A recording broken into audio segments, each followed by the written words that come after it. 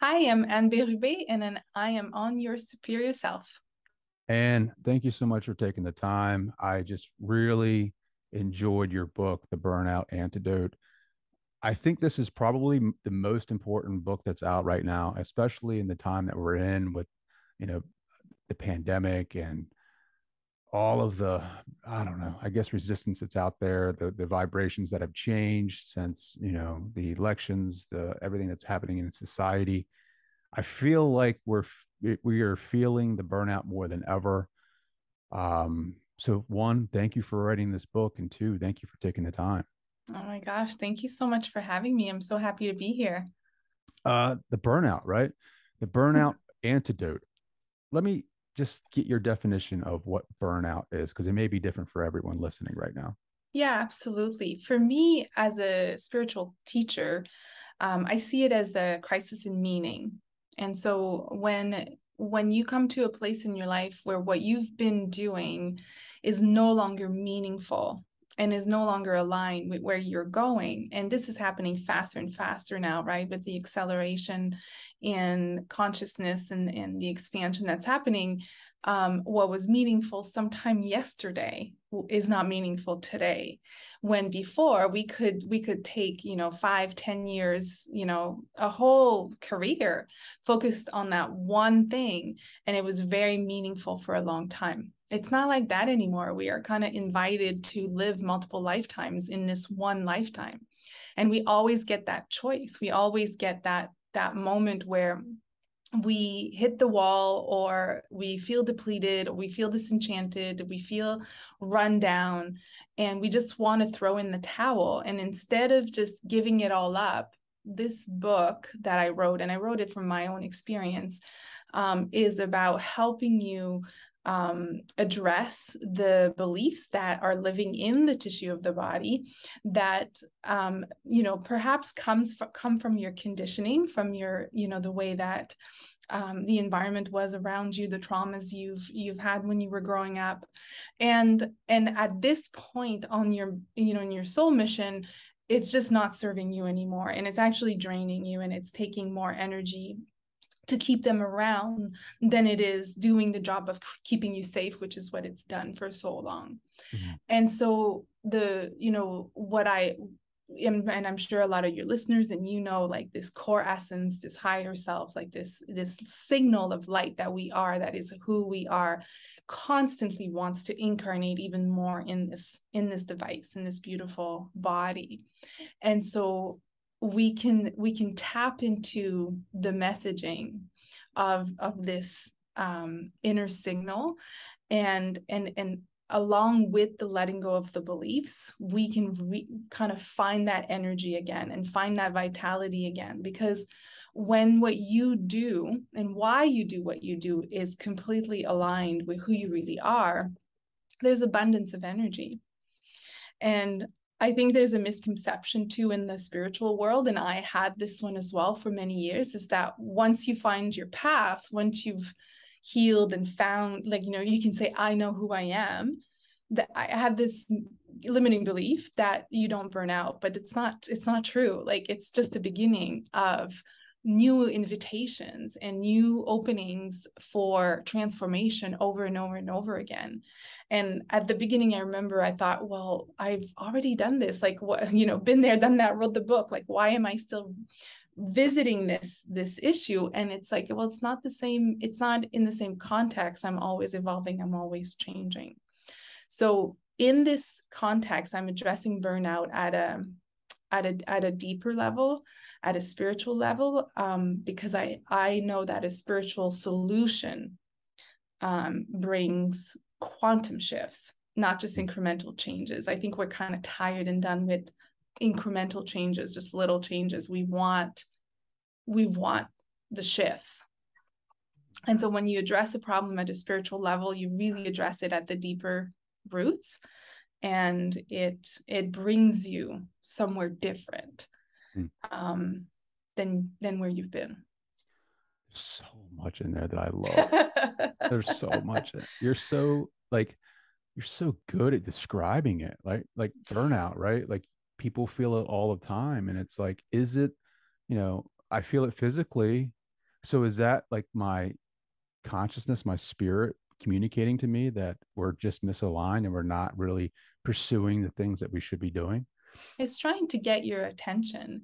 And it's, you know, and I'm very careful in the book to make sure that people know that it's not a punishment. It's not that so you've done, you know, that you're on the wrong path because it's, and that you're doing something wrong. It's really not like that. It's more about, hey, your body's saying, hey, beautiful, I want your attention because there's something about what you're doing and how you're doing and why you're doing it that is just not meant for this next part of your Mm, incarnation. mm, And so it's positive.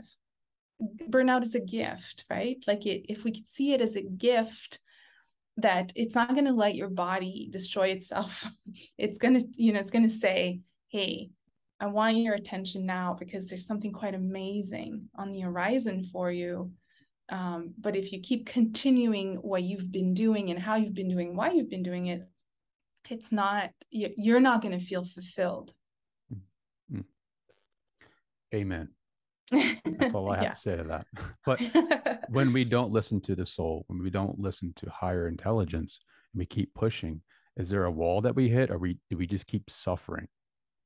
Well, I think it's Oprah that says, like, at the beginning it's a whisper, and then it's like a loud voice, and then it's a scream, and then it's like the whole house falls on you. Like, so, you know, it's not that you keep suffering, and you could numb yourself. You could decide, you know, I'm not going to engage this change. I'm not going to go through this healing. I don't want to. It's too much. Like, and we see it a lot, right? Especially during the pandemic, like alcohol sales went up. Like, you know, a lot of people, it's too much. It's a lot.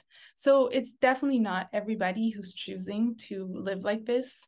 But it is kind of the name of the game right now. It's Mm-hmm. it's especially if you've already awakened once or twice, you're super sensitive, like you were mentioning before the interview. Like now it's hard to go back. It's hard to change how you. Sure. Yeah, I completely forgot the question you asked. I went on a tangent. But I love the tangent. I love it. I love this.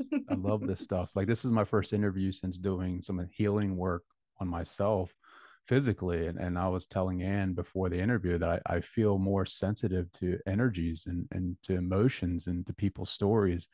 Like, I told her, I was like, I'm sorry if I'm really sensitive. Like, I might start breaking out crying. I don't know. But something's happening inside of me, that a lot of negative energy or pent up energy or stress or emotions that have been lost for a long time are starting to resurface, and I'm starting to feel everything. Um, and I think Yes. it's so different. It's so different for me. Like, I'm so used to kind of acting on a program and doing my things on my daily checklist and kind of going through the motions and not being emotionally, I guess, intelligent about how I'm feeling, why I'm feeling, like, what is this coming up? Like, why is this arising? So when things come up, I'm kind of like, I don't know what to do with it. Like, I don't, like, I feel sadness, but I don't know, there's nothing in my environment that should be causing this sadness. So apparently that must be something I have not dealt with.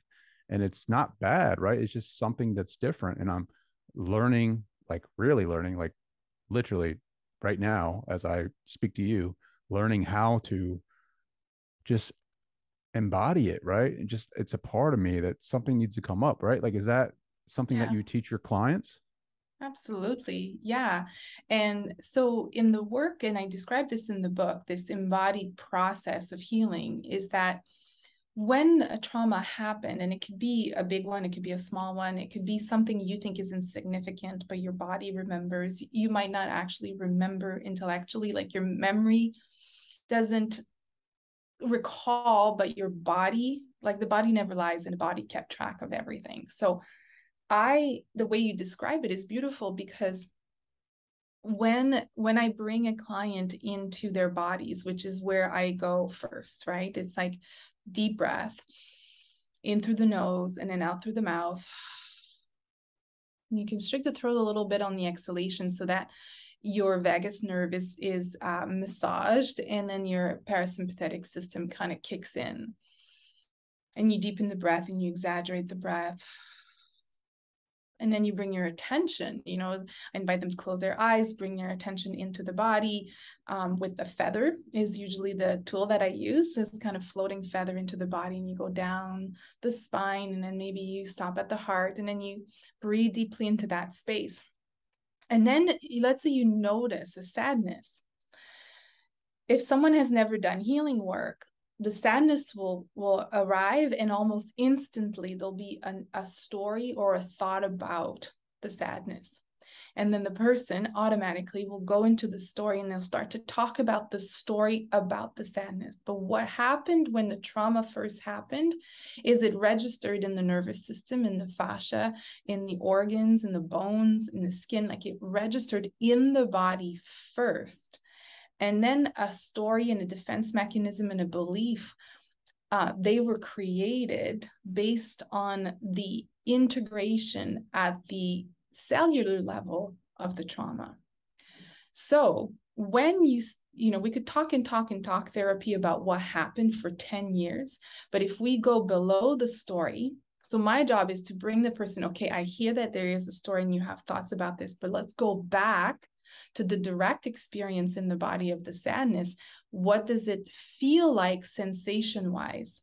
That's more important than the thoughts about it, or even you identifying what the sadness is about. So when you said, I just have the sadness, but there's nothing sad around me, that's beautiful, because you do not need content to heal. You don't need to know why. And then there's a speed of healing that happens that cannot happen with the intellect, cannot happen if we talk about the story, if you breathe into the sensation of the sadness. And then say, how does it feel? And then people will say, well, it feels like, and then they go back in the story. No, what is the actual direct sensation in your body? Does it feel hot? Does it feel cold? Does it feel like pressure? Does it feel sharp pain? Does it feel like weight? And then I'll say, does it have a color or a shape? And then the person is really identifying with the abstract direct sensation. And from there, you can invite it to move. You say, hi, beautiful. Hi, sweetheart. I love you so much. I'm so sorry you're hurting. We're not in the story. We're actually talking to the sensation like we're talking to a little child. And that's the middle of my book. Like that's the center of like the inner child work. It's like, okay, how can we do inner child work, but really with an embodied perspective? Well, let's get to the beginning of it, right? Like, so the book, I can talk about this all day, but I think it's important that we get your story out too, right? Like you're saying all the right things for me, and I can feel it. And when you ask what color, it's yellow, and then when I feel it, it's like right below my heart, and it's cold, right? So we'll come back to that later. But you're speaking my language, but you came from a world of academia, right? Yes. What department were you in? Were you in psychology, psychotherapy, like French literature? French literature. And now we're talking about souls. We're talking about consciousness. We're talking about empaths, highly sensitive people. How did that transformation, what did that look like for you? Well, when I was 23 years old, I had a car accident. My partner at the time was driving, and he took a left turn into oncoming traffic, and a half-ton truck hit our car. And on the impact, my liver lacerated and my lungs partially collapsed, and I was out. And in that moment, I had a near-death experience. I saw like a movie in front of my mind's eyes, my life. It was clear as day. I felt so real, but it wasn't the life that I was living. It was the life I came to live, but I was not doing that at the time.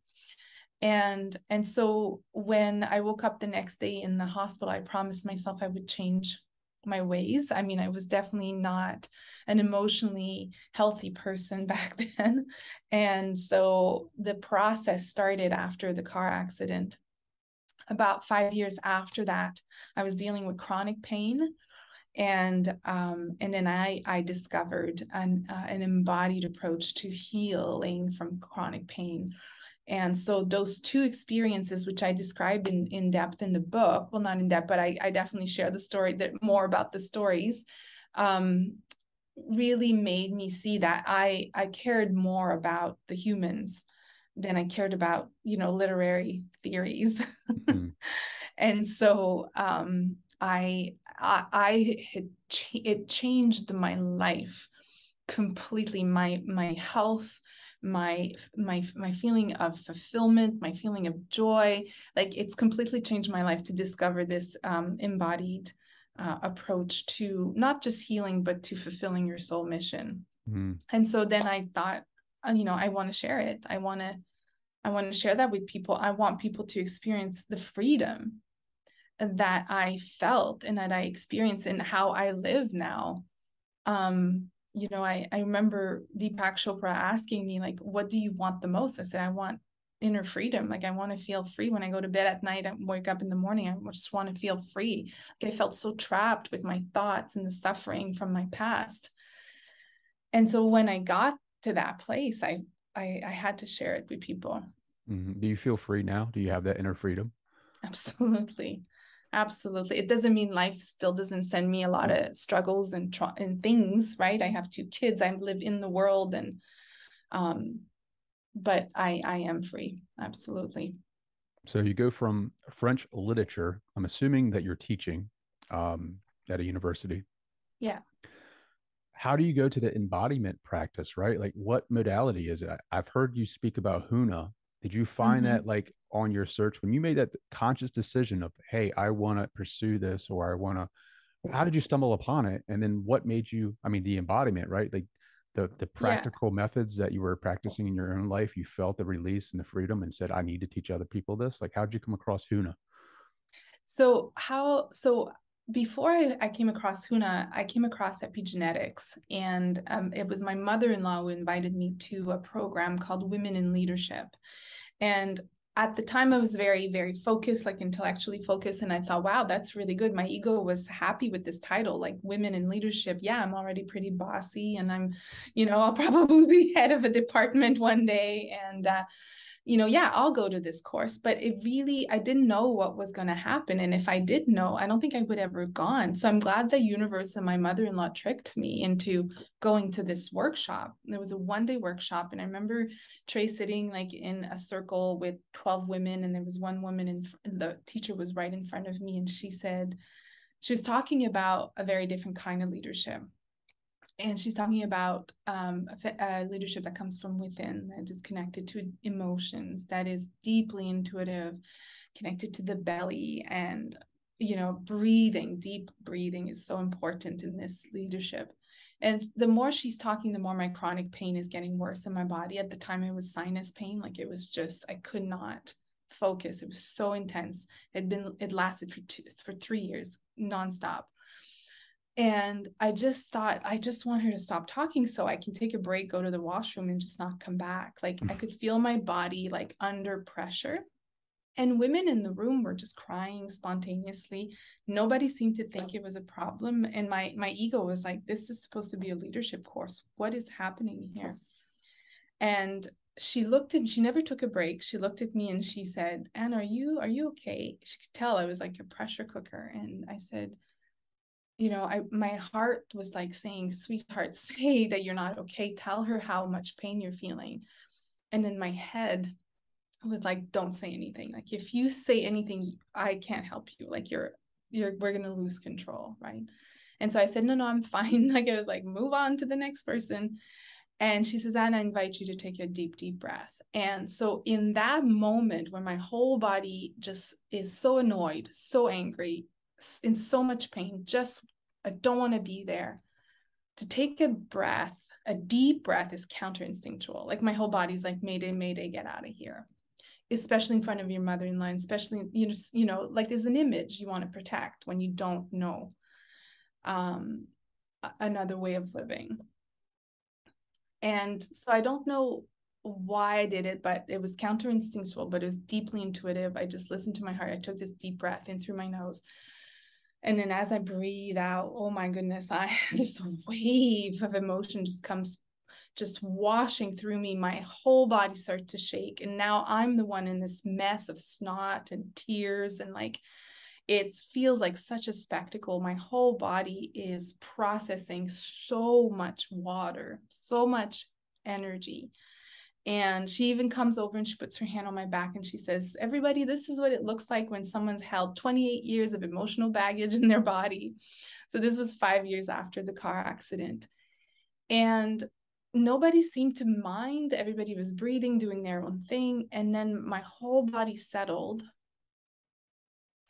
And then it was super calm and still. And there was no thoughts in my head. And it was very akin to the feeling of the near-death experience in the car accident. And there was no more pain. So I've been living with that chronic pain for 3 years and it was gone. It hasn't come back. And that was, 18, 19 years ago now. Mm-hmm. And so that's how I was introduced to epigenetics. I was introduced to the fact that the body registers the environment and the experiences in the cells of the body, and the cells can't be in protection mode and in growth mode at the same time. So when I'm protecting myself by keeping my attention up in my intellect and not in my body, when I keep myself protected by not breathing deeply, when I keep myself protected by believing things that are not true anymore, I cannot grow. I cannot be creative. And this is what we know. We know this from science, like from biology. A cell cannot protect itself and also grow. And that's the same thing for us.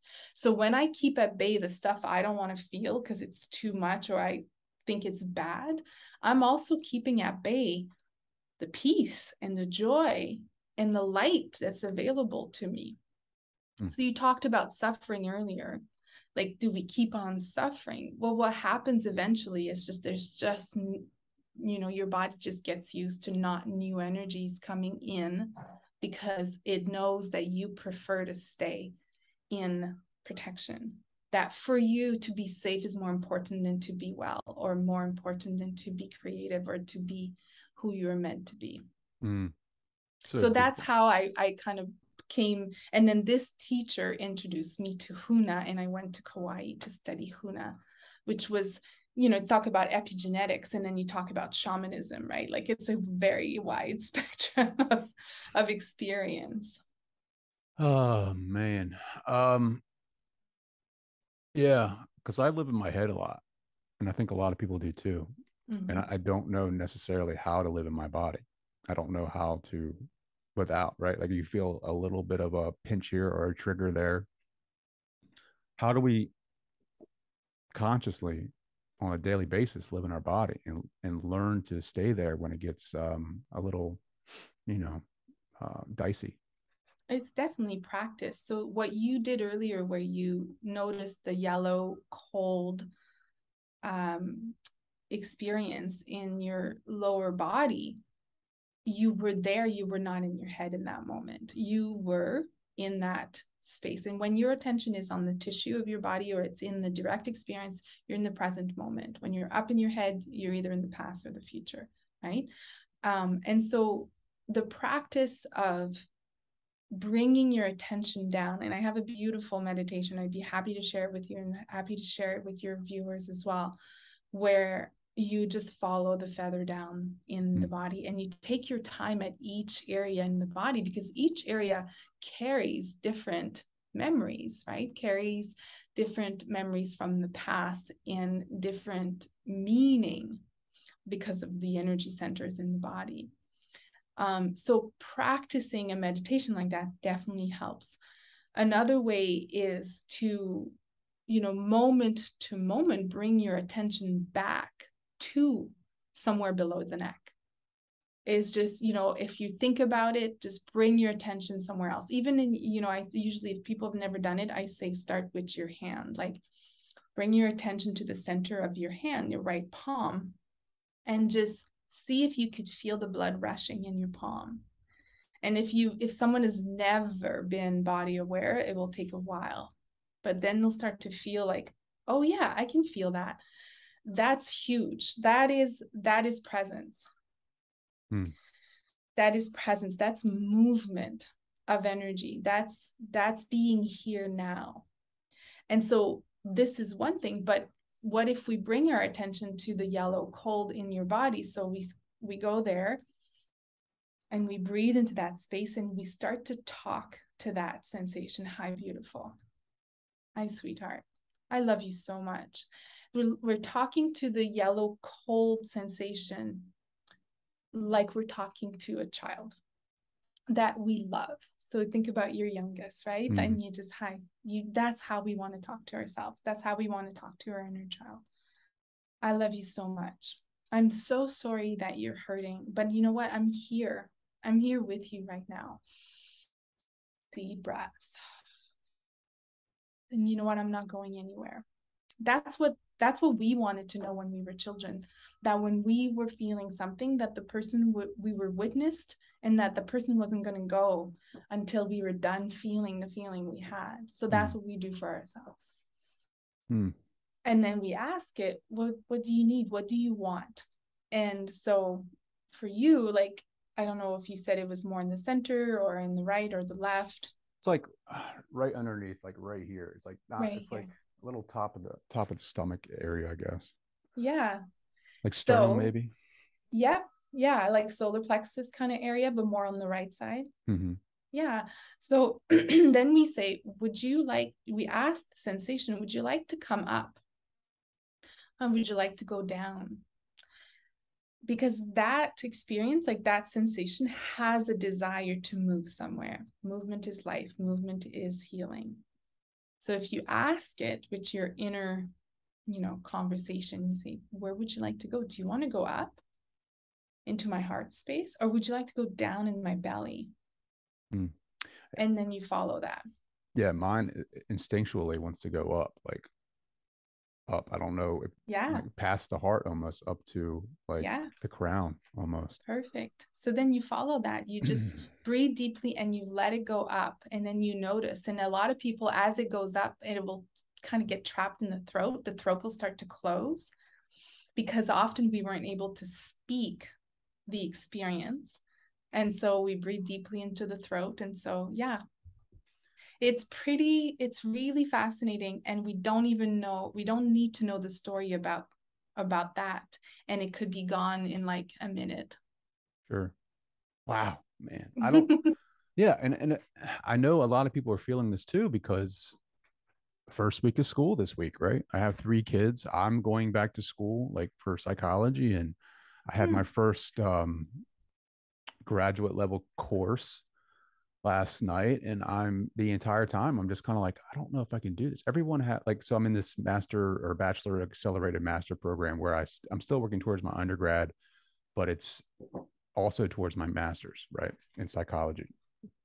And everyone in there is doing introductions, and I'm like, that doubt comes creeping in because I'm the only one without a master or without a bachelor's degree. Like everyone else has like a bachelor's, they're working on their second master's, and I'm like sitting there, I'm like, first off, I'm a little woohoo, and I like spirituality and I love consciousness, and I tend to go towards some of the unpopular topics in psychology. You know how traditional and conventional psychology is, right? So immediately I'm just feeling stress about and anxiety about the studies, and like, am I going to be able to do this? Like, maybe that's where the sadness is coming from. Maybe it's like a little residue from last night, but it's like, again, I'm feeling it more. And like, it could be something that was, captured when I was a child, of inadequacy, like of not being enough or not having confidence in myself or something, right? Like, I'm sure you hear a lot of similarity or similar stories, but last night I really felt it, especially after some of the healing that I've done. I just want to be more in my body, but it's very confusing because I've never been there, if that makes sense. Even though I have a body, like I've never really lived in it. Like I've always kind of run away from unfavorable sensations, if that makes sense. Absolutely. I did psychology in university, and I couldn't do it because, and it's definitely not aligned with this way of thinking yet. And so what you're describing, the experience you had in, what's happening with consciousness is much more, it's going much more into a feminine, sacred feminine way of living for men and women. And that's what you described. Like, I want to be like intuitive. I want to be creative. Like, I want to just stay connected. But as soon as we go up in our intellect and we have to be a certain way for certain people or in certain environments, that's the masculine. And it's definitely the way we were taught was an unhealthy masculine way of being. And so right now, I guess what's happening for you is that you're shifting into, how is it that you want to live? Like, what do you want to lead your moment to moment? Do you want your heart and your soul to lead your moment to moment existence? Or do you want your, intellect to manage and control your existence? And my sense is that you're shifting into more of a allowing in inviting and allowing, as opposed to managing and controlling. I want to lead more with my heart. I want, and when we did some of the healing work, like it's noticeable. Like this guy pointed it out. He was like, if you stand straight up, your head is tilted out further than your chest should be straight back and your head should be in line with it. Where I'm kind of a little bit more forward with my head. And he's like, you lead too much with your head. You integrate yourself through your head. Problems, social situations, it's always intellect. You need to be in your heart more. And I want to be more heart guided, more heart led, because I feel that's where you communicate more with the universe, and you can align yourself a little bit more and actually get more aligned with your purpose. You feel like that's where the truth, for me anyway, that's where I feel the truth is. Yes. Instead of going up in my head and kind of being analytical about things and looking at the evidence that's physical, I'd rather sit back and receive guidance of truth, right? Like Yeah. I don't know how else to explain it. No, you explained it really well. And on top of all that, what it does to lead with your heart is that when you are helping someone else, you're actually not listening to their problems. And I talk about this in the book, is the difference between embodied and disembodied empathy, embodied and disembodied leadership, embodied and disembodied anger.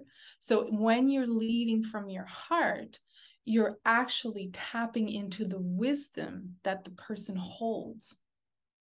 So you're not just saying things that you've planned to say, or you're not rehashing the past. Like, it's just, you're actually connected to the wisdom, and then you know what you need to say, not intellectually, but just because it comes up intuitively, right? Yeah. And it is and so that's how I teach all my workshops.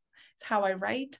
Like, I just trust that when I will show up in front of those people, I will know, because their energy and my energies are communicating, and I'm not listening to my thoughts. I'm listening to the calibration that's happening between us. And then the words come. Like, that is easy. That's easy. I don't need to plan. I don't need to make like an outline. I just have to trust. And that's what psychics do. That's what mediums do, right? Like, but they'll do it just in that moment where they'll just really listen to what's coming through. But you can do that when you're working as a psychologist as well, right? You could just calibrate, and things that you never could have come up with your intellect. So yes to living from the heart. And it is a process. Yeah. Well, yeah, don't be too hard on yourself. It's a process, right? Like, I think we want it to happen overnight, but it is the body, the soul is so fast, but the body's slow. So, it's layers and layers, but your commitment to it will accelerate everything. Well, listening to the body, right? Talk about your story with Anita Morjani when you went with her on a trip, right? Talk about that communication with your body. Yes. And so I had left I'd been traveling so much with Anita and with other speakers. I used to, be an agent and a producer. And so traveling to Europe was not a new thing. But this time it felt different. I felt like something was annoying me. Like I wasn't sure I wanted to go. My daughter was very young and she was so upset I was leaving again. And it just, something didn't feel quite right. But I thought, no, this is it's my role. It's what I do. I'm good at it. People count on me. I should go. And so I went. And then when we got there at the airport, we met up in the airport on the way to where we were going. And she said, I want you to know that the event that we were going to has been canceled, but I thought it would be nice for us to have like a retreat together. And I remember like just feeling the fire coming up, like rising, like being like almost angry because my wounded child was like, I wish you told me. I wanted to make that decision for myself. I would have stayed home with my daughter. I would not have gone if I knew that I didn't have to work, right? Because I could, like, it's just how I organize things in my head. If I didn't have to work, then I would have had to make a choice. Do I want to go on a leisure trip with you? And then we get to where we're going, and it's just dreary, and it's cold, and it's wet, and the people there are so strange. And I am in this very austere room in a monastery, and I'm like, I feel so far away from anyone I know, anyone that could help me. And I am so annoyed and I can't sleep. I'm like shivering. I'm so cold, like everything about that place was mirroring what was going on inside me. And I kind of kept it in for a couple days. And then on the third day, she wanted to go visit one of the towns around the South France. And so we went, and then I decided I have to tell her that I'm feeling this anger. So I said, Anita, like, I really wish you would have told me. Like, I don't know if I would have come. And she, oh my gosh, she apologized, felt so bad. She's like, I never wanted to make you feel like this. And then she says, like, Anne, but I know why this happened. And then, when you're in your ego and you're hurt and you're wounded, like, you don't want to be coached, right? You also don't want to be coached by the person you think is at fault. You're completely like in the defensive. So I'm thinking, oh no, don't tell me, like, what are you going to say? And then she says, you're done with this work. Like, you're done with supporting other people's work. You're done with producing events. You're done with being an agent. Like, the reason is that you're supposed to be the teacher. And and I remember thinking, like, she is so right, but I'm so embarrassed right now. Like, I am so embarrassed because I'm supposed to be here helping you. Like, for me, one of my biggest wounds is that I needed to be needed. And I talk about that in the book quite a bit, that since I was very young, my mom needed me emotionally and I was there for her. And when I was there for her, I got love from her. So love for me was when someone needed me. I didn't know love, a free love. And a love that was just because I didn't know that. And so that was part of that wound that I was revisiting, is the mother wound with Anita. And the next morning I woke up and I was feeling so much better from just having spoken the truth of my experience, having been witnessed by someone, and then having had this like insight around I have to listen to when my body is sending me all these signals that this is not meant for you anymore, even though it makes no sense intellectually. And I woke up the next day and it's bright and sunny. I meet all these really nice people. I have the best time. And so, yeah, it's definitely it's a good example of the mirror, right? How it's never about what it's about. It's never about what it appears to be about. It's always about what's happening inside. Always. It's never someone. And we do it. I mean, I do it with my husband all the time. You go up in your head and you want to blame. You're not feeling good and you're like, well, if only he did more of this and that, then and I catch myself now, as soon as I start to blame him for anything, I go, wait a second, that's not It's not him. Bring it back. Bring it back. What is it really about? Hmm. That takes a long time to develop that muscle. I could tell you that right now. The ego does not like when you say, oh, it must be me. It's like, no, it's them. It's always been them. It's very strong, but it's actually never them. And I say this lightly, and I like, if someone's going through like domestic violence or is, has abuse in their life, like, I'm not saying like, and I see a lot of people staying in those relationships when they're very spiritual because there's like, oh, I have so much to learn here. No, that's not what I mean. Leave. Like, do not. You are not there to change a person who is a narcissist or who is violent. This is not your path. Well, when do you get like, so when you're in that relationship, right? And spiritual, like to your point, spiritual beings want to stay there and learn something. How do you know the difference between a learning situation and a situation that you need to get out of? So the difference between feeling safe in your body at home and not. So if you're in a relationship where you're on your guard and are guards and you're vigilant more than 50% of the time during the day, then that's not an environment in which you can grow. So my relationship's not perfect, and so if I ran away every time something's not perfect, then I wouldn't grow. But I can only grow if I feel emotionally and physically safe when I'm in the presence of the person I'm with most of the time, like my primary relationship, and in my home. So when I go home at night and I have to be vigilant until the person beside me falls asleep, that it doesn't matter your background, how much it's your fault, how much it's their fault, doesn't matter. What it means is that you are incapable of gaining perspective because your body's always in protection mode, in sympathetic reaction.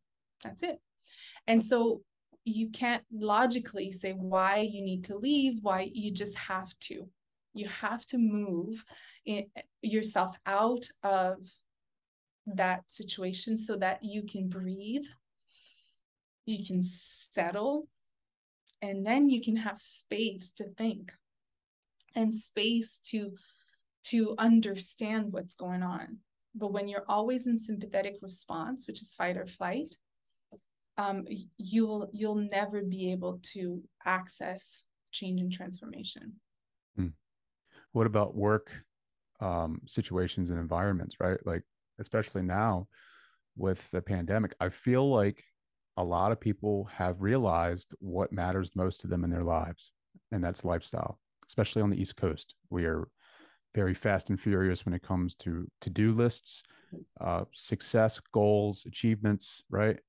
Back in the masculine, there's an order, there is a way we have to be in this world in order to fit in. And I know that I'm feeling it. And I know a lot of others are feeling it as well. Like, we don't want to be a part of the old paradigm, right? We want to be a part of the feminine. We want to be more creative. We want to be in our hearts. We want to care for people instead of managing people and what they're doing. We want to manage people by how they're feeling. How are you doing? Not what are you doing? But you feel it when you go out to some of these work environments and companies, in the office, when people are going back to the office.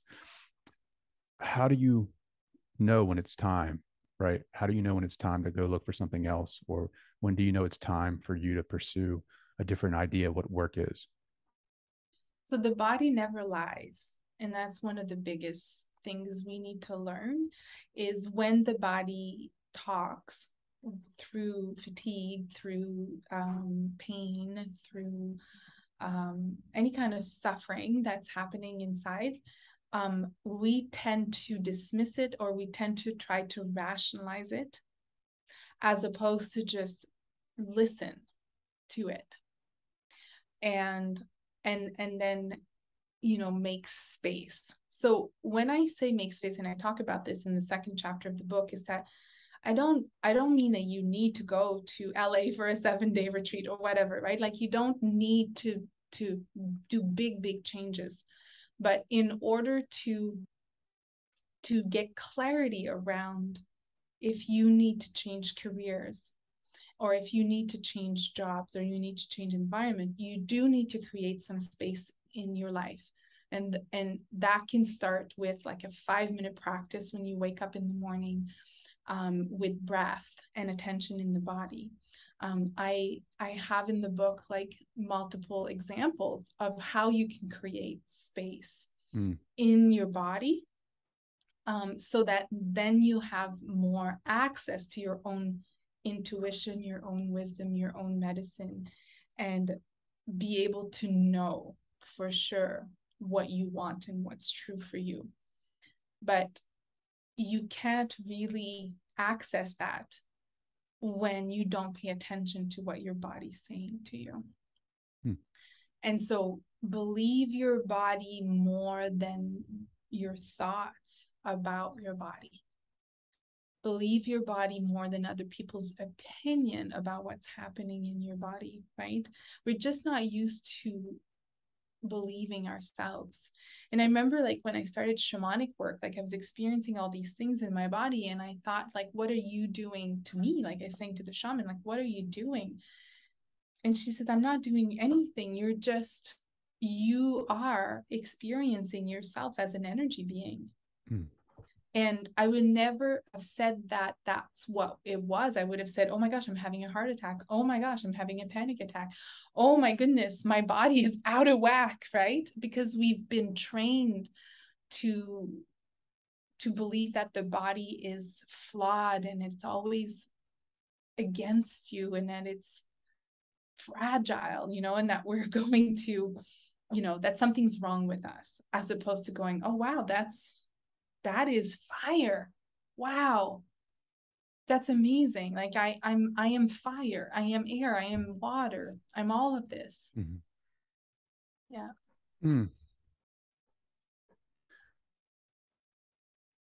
Shamanic work, right?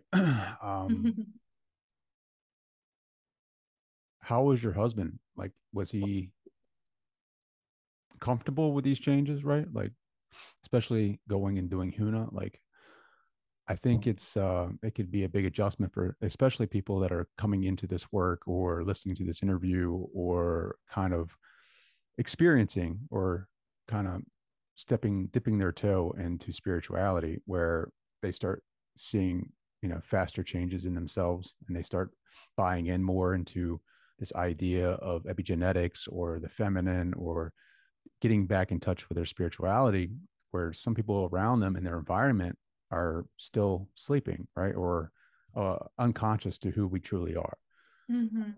Was that like that for you, or was your husband 100% supportive of your change? Well, it's actually the topic of my first book. It's called Be, Feel, Think, Do, and it's a memoir, and it was published by Hay House in 2017. And it's really the story of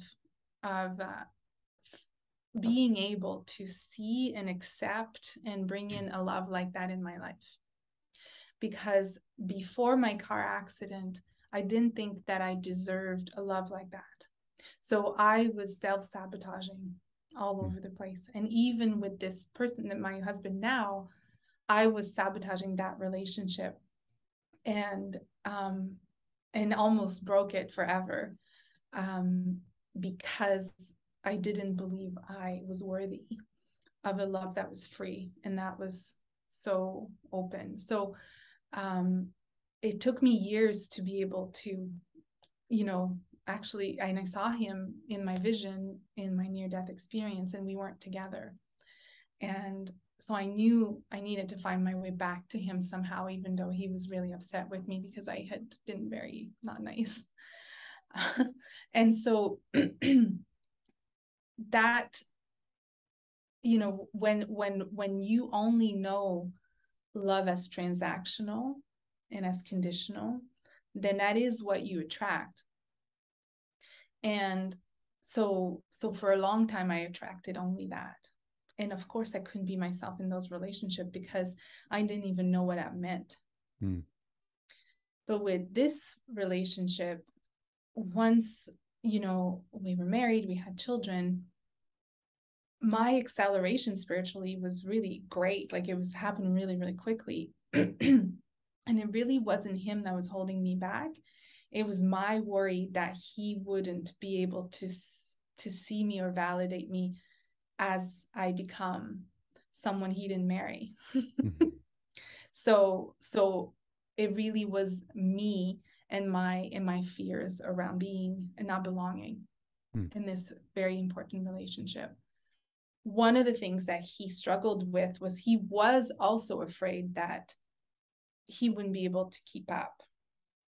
And he didn't tell me that for a while, so it was coming up as insecurity. But eventually, you know, once he were able to voice it, I was like, oh my gosh, you should have told me a long time ago. I thought something was wrong, or you know, that he was worried that maybe I would, you know, just and then not be in the world with him.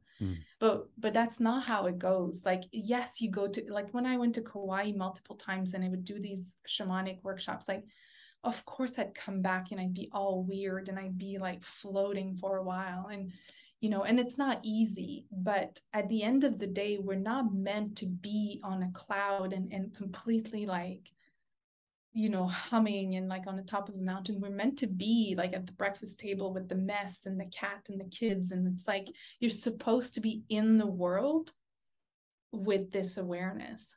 And so it settles at some point and you find that way of living this deep spiritual truth, but in a very tangible way. Who said it? I think Jesus, right? Be in this world, but not of it. Yeah. Yeah. We're not humans.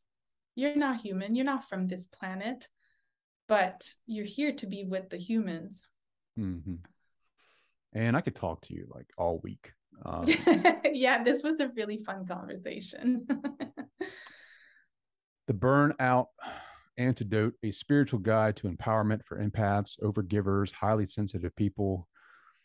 And thank you so much for joining. How can people connect with you? How can they buy the book? Berube.com. So ANNEBERUBE.com is my website. So they can find my book there. They can find it on Amazon. They can find it in a lot of stores. Yeah, and there's so much information on my website. Also, when you get the book, you have access to 23 meditations. They're recorded. So they're all written, but they're also recorded. So you can do the process and hear my voice guiding you through the meditations. You have on the website, there's meditations? Yeah. So in the book, I don't know if you have the hard copy or if you got the PDF from the publisher, but if you have the hard copy, I think it's in chapter 2. It says for the recordings, go to anberube.com/burnout antidotes. Okay. I'll be stopping there today for sure. Yes. And I can't thank you enough. Thank you so much for this conversation and just sharing the space. Thanks for having me, Trey. It was delightful.